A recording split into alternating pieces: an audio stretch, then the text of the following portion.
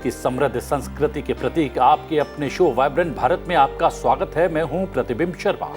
एक बार फिर हाजिर हैं हम देश भर की साहित्य, संस्कृति और कला जगत की खास गतिविधियों के साथ। नमस्कार, मैं हूं आपके साथ शालिनी खंडेलवाल। इस सांस्कृतिक यात्रा में हम आपको आज कहां ले जाने वाले हैं, उस पर डाल लेते हैं पहले नजर। आज हम आपको लेकर चलेंगे दिल्ली, आंध्र प्रदेश, हरियाणा, मध्य प्रदेश और तमिलनाडु। तो शालिनी, शुरू करते हैं वाइब्रेंट भारत का आज का सफर।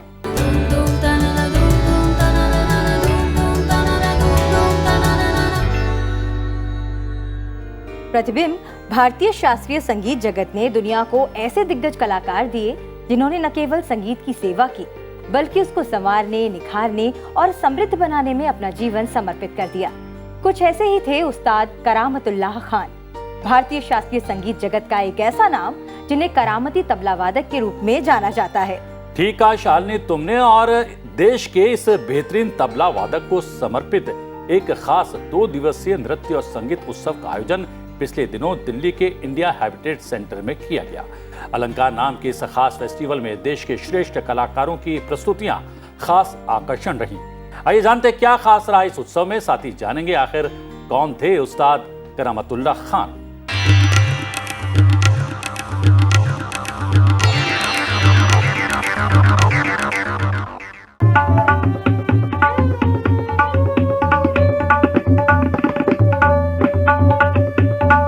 भारतीय संगीत और संस्कृति की पारखी उस्ताद करामतुल्लाह खान को समर्पित 2 दिवसीय कार्यक्रम में शास्त्रीय संगीत और नृत्य के रंग बिखरे।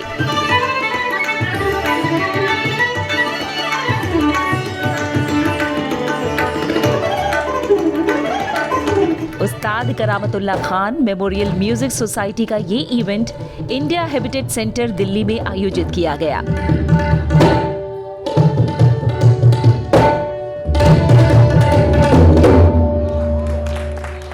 समारोह के पहले दिन उस्ताद वसीम अहमद खान ने आगरा शैली की ध्रुपद गायकी से लोगों का मन मोह लिया।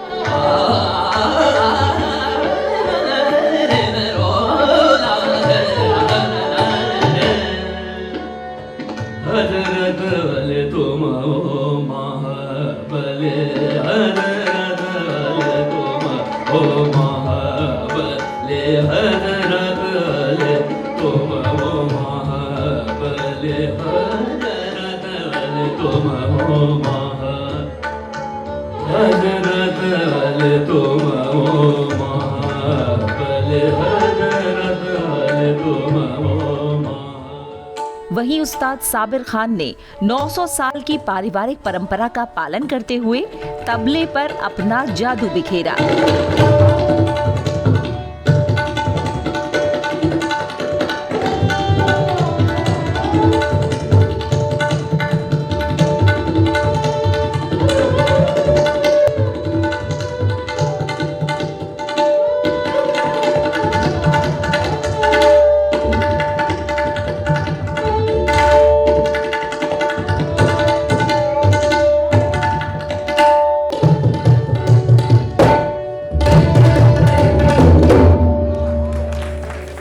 समारोह के दूसरे दिन कथक नृत्यांगना समरगी घोष की नृत्य प्रस्तुति बेहद आकर्षक रही।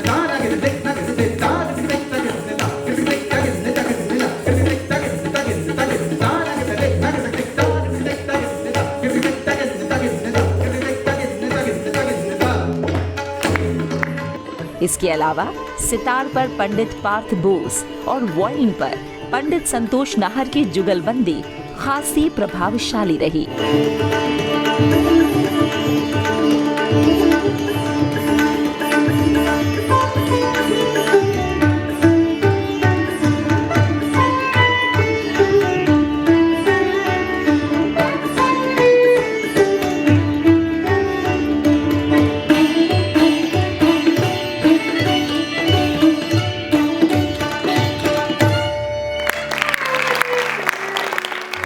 उस्ताद करामतुल्लाह खान देश में तबले के श्रेष्ठतम कलाकारों में से एक थे। करामाती तबला वादक के रूप में प्रसिद्ध उस्ताद करामतुल्लाह खान का फर्रुखाबाद घराने के विकास और समृद्धि में अमूल्य योगदान रहा है। वो ही देश के पहले तबला वादक थे जिन्होंने आकाशवाणी के राष्ट्रीय संगीत सम्मेलन में पहली बार तबला वादन प्रस्तुत किया। वहीं उस्ताद करामतुल्लाह खान को समर्पित ये मेमोरियल म्यूजिक सोसाइटी भारतीय संगीत और नवोदित कलाकारों के प्रचार और संरक्षण की दिशा में लगातार जुटी हुई है।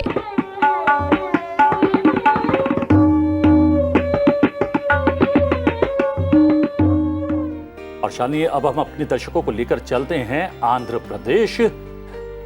दक्षिण भारतीय राज्य आंध्र प्रदेश में, जहां पर तिरुपति में वेंकटेश्वर मंदिर में पिछले दिनों एक वार्षिक उत्सव वसंतोत्सव बेहद धूमधाम और उल्लास के साथ संपन्न हुआ। बिल्कुल प्रतिबिंब, हिंदू कैलेंडर के हिसाब से 3 दिनों में मनाए जाने वाले इस विशेष धार्मिक उत्सव में बड़ी संख्या में लोग शामिल होते हैं। आइए रुख करते हैं चित्तूर के तिरुपति का और जानते हैं इस खास दक्षिण भारतीय धार्मिक पर्व के बारे में।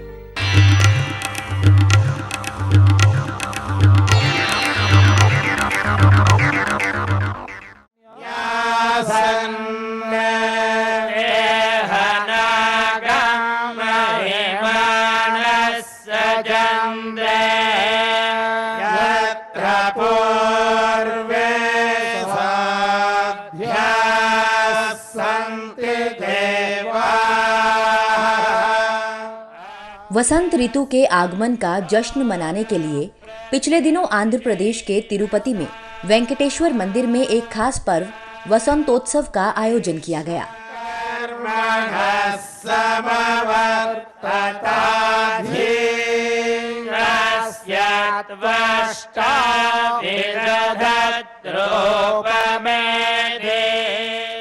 वसंतोत्सवम हर साल चैत्र के महीने में त्रयोदशी, चतुर्दशी और पूर्णिमा के शुभ दिनों में तिरुमाला में मनाया जाने वाला सालाना धार्मिक उत्सव है। श्री महालक्ष्मी की नीरजालयमुनकु नीराजनो नीराजनो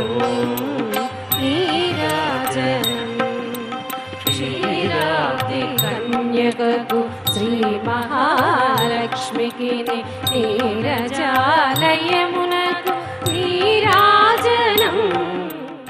माना जाता है कि वसंतोत्सवम की शुरुआत 1460 के दशक में राजा अच्युतराय द्वारा की गई थी, जो आज भी बदस्तूर जारी है।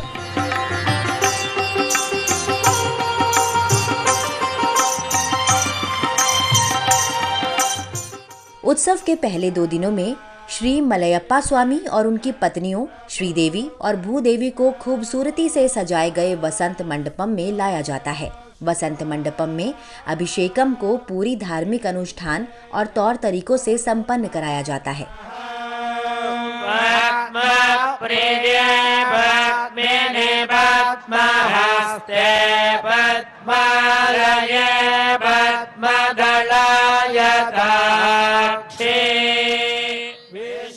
असल में अभिषेकम के दौरान देवी देवता को सुगंधित पदार्थों का पवित्र स्नान कराया जाता है, जिसे सन्नैपना तिरुमंजनम कहा जाता है।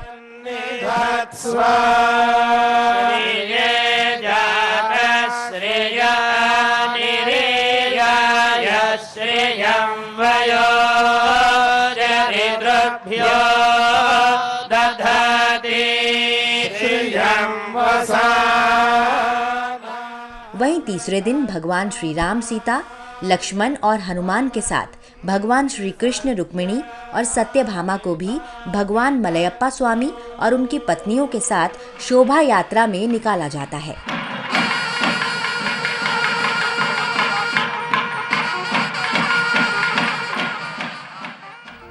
तो शालिनी, वाइब्रेंट भारत के इस सफर में हम अपने दर्शकों को किससे मिलवाने वाले हैं? प्रतिबिंब, अब हमारे दर्शकों को मिलवाने जा रहे हैं एक ऐसे कलाकार से जिसने ये साबित कर दिया कि प्रतिभा के आगे बड़ी से बड़ी बाधा छोटी हो जाती है। कौन है वो कलाकार प्रतिबिंब? जी हाँ शालिनी, हम बात कर रहे हैं 14 साल के अमृतांश की, जो एक स्पेशल चाइल्ड है, लेकिन शारीरिक और मानसिक बाधाओं के बावजूद अमृतांश ने कला का एक ऐसा संसार बनाया है जिसे देखकर आप भी हैरान रह जाएंगे। आइए आपको लेकर चलते हैं गुरुग्राम, जहां इस नन्हे कलाकार की प्रदर्शनी को लोगों का लगातार प्यार मिल रहा है।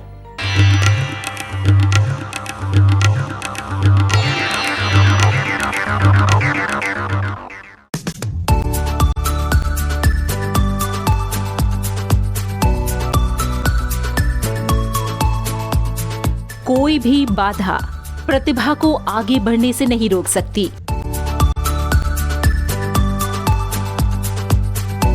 इस बात को और पुख्ता करती है 14 साल के अमृतांश की ये पेंटिंग एग्जीबिशन। कला की दुनिया में नए रंग भरता नन्हा कलाकार। अमृतांश एक स्पेशल चाइल्ड है। अमृतांश को ऑटिज्म है।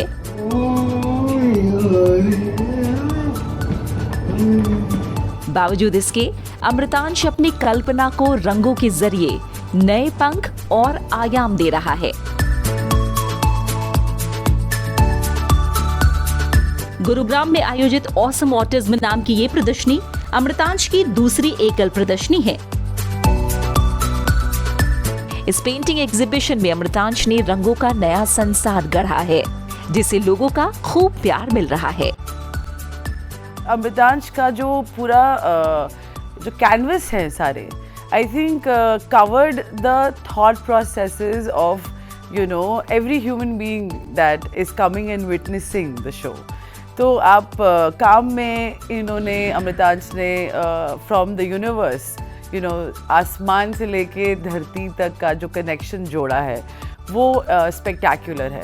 और आई थिंक वो एक आत्मा का काम है। और शरीर आप स्पेशल कहें या स्पेशल तो डेफिनेटली है, क्योंकि उसका expression has made him I think beyond special, and he is a determined child. और I think it connects to what Quorum and as a team we want to bring out to the members and to people who come to this property. इससे पहले भी अमृतांश एकल और कई group प्रदर्शनियों में हिस्सा ले चुके हैं। वहीं अमृतांश की प्रतिभा को कई बड़े कलाकारों का प्रोत्साहन भी मिल रहा है। अमृतांश बहुत ही टैलेंटेड बच्चा है और इतनी फिजिकल चैलेंज को झेलते हुए ये अपनी जो ऊर्जा है, एनर्जी है, उसको एग्जॉस्ट करता है कलर के थ्रू कैनवस पर या पेंटिंग पर। ये बहुत ही होनहार बच्चा है। हमारे समाज में ऐसे बहुत कम बच्चे पाए जाते हैं जो इतनी लगन के साथ इतनी कम उम्र में इतना अच्छा और मैच्योर काम करते हैं।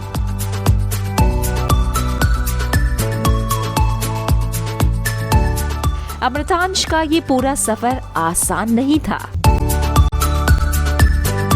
जिसमें उसके परिवार खासकर मां के सहयोग ने अहम भूमिका निभाई। अमृतांश की मां बताती हैं कि सफर की शुरुआत इतनी आसान नहीं थी। कलर आइडेंटिफिकेशन भी एक कोर्स होता है बच्चों के लिए। जैसे एक नॉर्मल पेरेंट को ये नहीं समझ आएगा कि ये भी एक कोर्स होता है, बिकॉज उनका बच्चा वो सीख गया नेचुरली।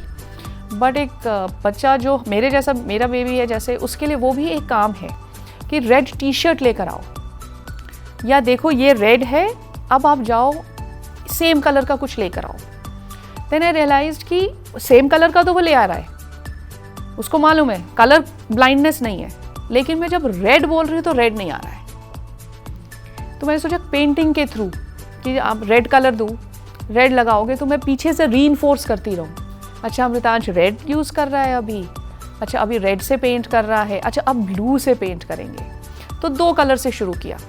ये आर्ट सिर्फ उसका 1% है, 1% ऑफ हिज होल थिंग जो मैं अभी निकाल पाई हूँ। ये उसने हमें लर्निंग एक अलग लेवल की दी है।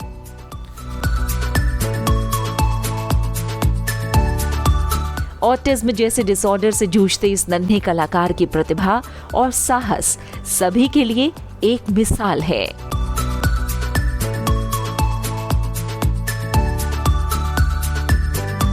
आज इस अनोखे कलाकार की प्रतिभा हर दिन नए आसमान छूने को तैयार है।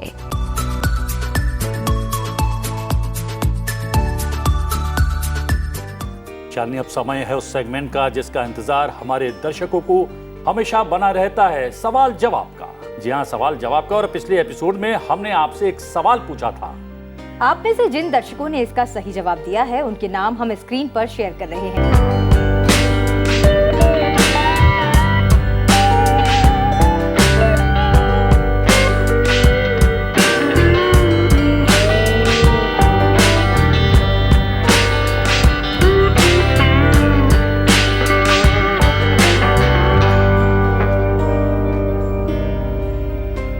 सही जवाब है मल्लखंब, जो देश की सबसे पुरानी मार्शल आर्ट है। आइए जानते हैं इसके बारे में विस्तार से।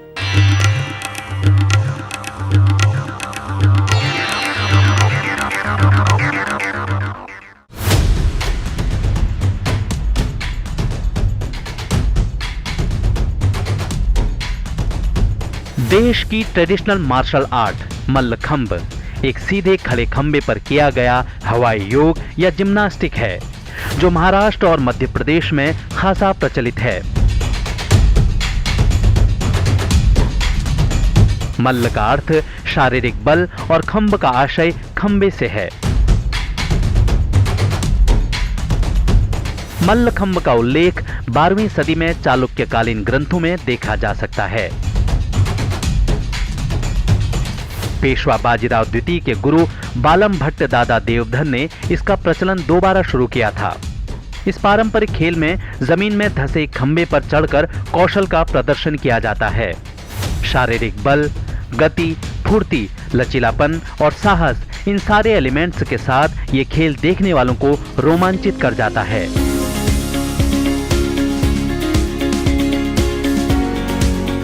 साल 2013 में मल्लखंब को मध्य प्रदेश का राजकीय खेल घोषित किया गया था। अंतर्राष्ट्रीय स्तर पर भारत के इस प्राचीन खेल ने पहली बार 1936 के बर्लिन ओलंपिक के दौरान पूरी दुनिया का ध्यान आकर्षित किया था। मल्लखंब कबड्डी सहित कई स्वदेशी भारतीय खेलों में से एक था, जिसे ओलंपिक शुरू होने से पहले बर्लिन में प्रदर्शित किया गया था।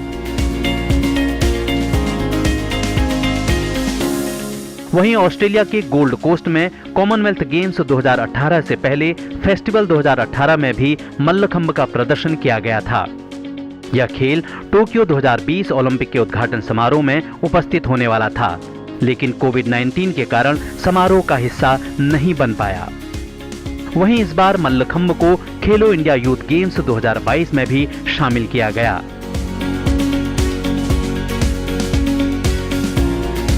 मार्शल आर्ट के प्रशिक्षण के रूप में शुरू हुआ मल्लखंब पिछले कुछ वर्षों में एक शानदार आकर्षक खेल के रूप में विकसित हुआ है।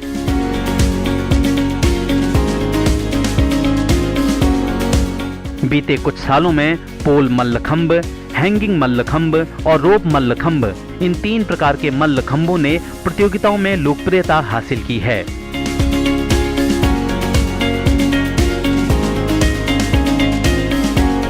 पोल मल्लखंब मूल रूप से मल्लखंब का पारंपरिक रूप है। वहीं दूसरी ओर हैंगिंग मल्लखंब में एक छोटा पोल प्रयोग होता है, जो हुक या जंजीर के सहारे लटकी होती है। हैंगिंग मल्लखंब में पोल का निचला भाग जमीन को नहीं छूता है, जबकि रोप मल्लखंब एक लटकी हुई रस्सी पर किया जाता है।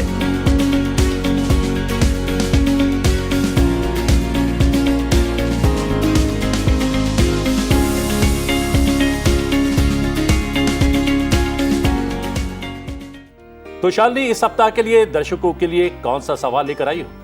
बिल्कुल प्रतिबिंब, हम बता देते हैं कि हम पूछना चाहते हैं हमारे दर्शकों से कि स्क्रीन पर दिखाए जा रहे विजुअल्स किस राज्य से संबंधित हैं और इसका नाम क्या है।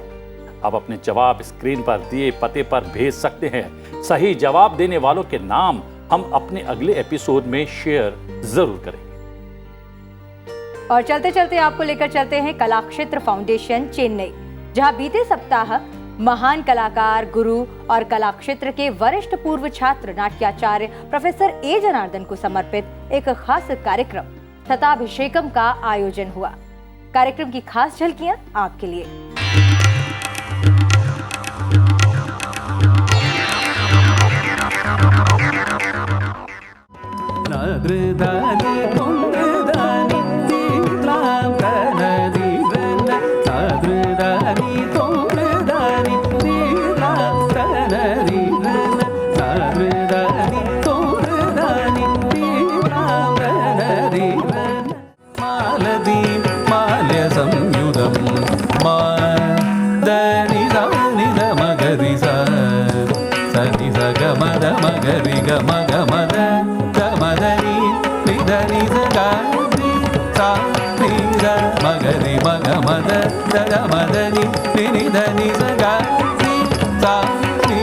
मगरी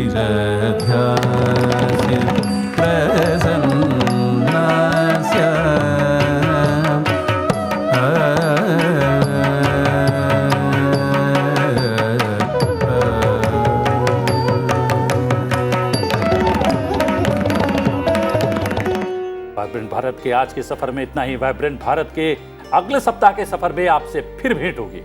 तब तक के लिए हमें दीजिए इजाजत, लेकिन जाने से पहले एक जरूरी बात, आप हमारे इस खास कार्यक्रम को सनसेट टीवी के YouTube चैनल पर भी देख सकते हैं।